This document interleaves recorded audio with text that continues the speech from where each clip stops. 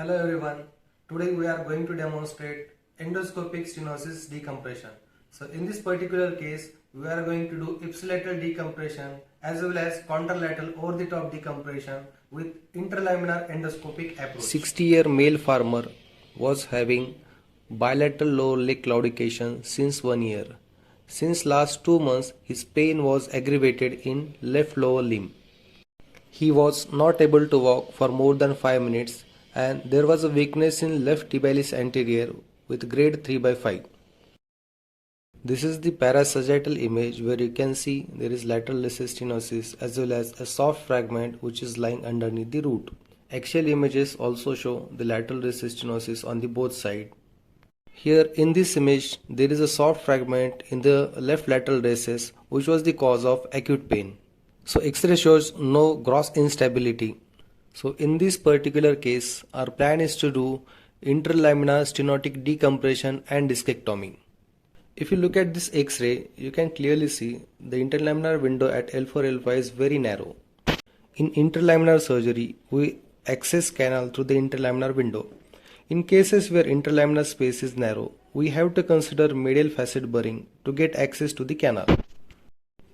Size of the interlaminar space, location of the disc fragment in relation to the nerve root, amount of the facet burring which is needed, these are few things which we have to plan pre-operatively. Now let's talk about the surgical technique itself. Patient is in prone position under general anesthesia. First step is to mark middle of the interlaminar window in AP projection. Ideal incision is in the center of interlaminar window as close to midline as possible. But in this particular case, as our plan is to go to the contralateral side as well, we are taking incision 2 to 3 mm lateral to the midline so that we can easily get across the midline to the opposite side. Around 8 mm of incision was taken. Fascia was cut in line with the incision and dilator was inserted. At this take, we had to take a lateral projection to confirm the level and position of dilator. After we have confirmed the position of dilator in AP and lateral projection, now the working sleeve is inserted over the dilator with the bevel facing towards midline. From here onwards, we are going to see the endoscopic picture. As I am standing on the left side of the patient, the 3 o'clock is caudal, 9 o'clock is cranial, the 12 o'clock is medial and 6 o'clock is lateral. After removal of the soft tissue, it is very important to identify the tip of inferior articular process. Facet burring should always start from the tip of IAP.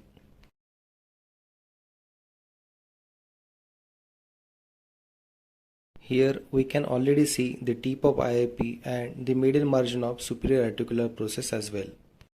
Start burring from the tip of inferior articular process towards the superior lamina. Always keep tip of the burr in vision so as to prevent damage to the adjacent structures.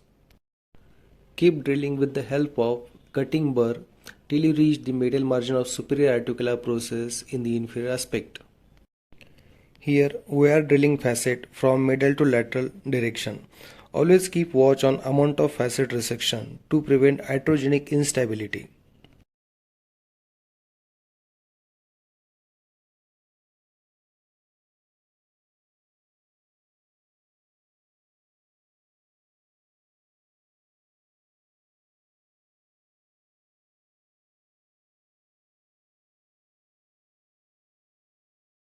Keep layering soft tissue which may hamper adequate vision. Once you start seeing medial margin of the superior articular process, either use diamond burr or tip protection burr to prevent any accidental injury to the underlying neural structures. There are few advantages of using diamond burr at this stage. Number 1, it is relatively atraumatic to the neural structure. Number 2, it allows fine adjustments during the bone burring. And number 3, bone dust which is generated from the diamond burr blocks the bleeding vessels and improves surgical vision. These type of surgeries where the bony work is involved are always associated with bony bleeding. Spend sufficient amount of time to stop this bleeding or else it will significantly hamper field of vision. Separate lateral margin of the ligamentum flavum from the facet edge. We almost reached to the lateral recess, so now here onwards we are going to use tip protection burr. This tip protection burr has a blunt end on one side. The tip of this blunt end projects beyond the cutting sharp rotating tip. Always face the rotating sharp end towards the lateral aspect.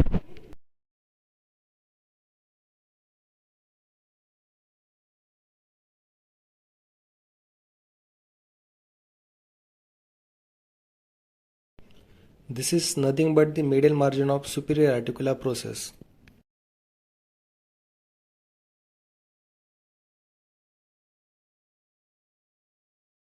Continue bone burring till you reach to the superior attachment of the ligamentum flavum to the upper lamina. Here, the attachment of the ligamentum flavum is separated from the superior lamina. After you are done with the bony work, start cutting ligamentum flavum layer by layer from medial to lateral aspect with the help of annular cutter. The sharp cutting tip of the annular cutter should always be kept under vision to prevent damage to the underlying neural structure. To do that, you can rotate the camera to one side. Once you enter the epidural space, rotate the annular cutter 180 degree and cut ligamentum flavum from medial to lateral aspect.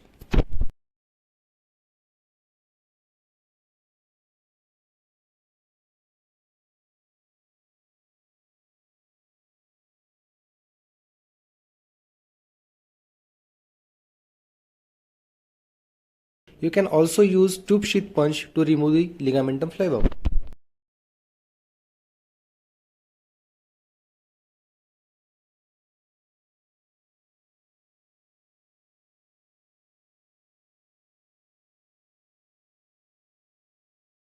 After removal of the entire ligamentum flavum from the lateral recess, tube sheath punch is used to remove the thinned out medial margin of SAP. You can also use tip protection burr to remove the medial margin of SAP, but you should be cautious while using burr in this area because neural structures are in close proximity to the burr.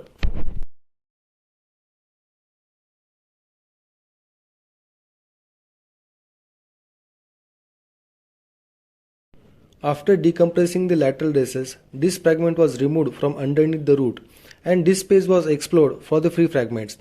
It is very important to remove free fragment from the disc space to prevent further recurrence. Removal of the hard annular hump and end plate osteophyte is also equally important to prevent persistent radicular pain. After the ipsilateral decompression, contralateral decompression is performed by burring the base of spinous process and contralateral facet. Contralateral bony work is not always required in every case.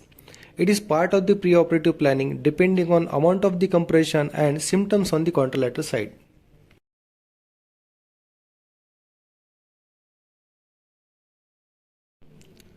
This is the final decompression. Ipsilateral lateral recess is fully decompressed. You can see ipsilateral traversing root till the entry into the foramen. The contralateral side was also fully decompressed and root can be seen in its entire length.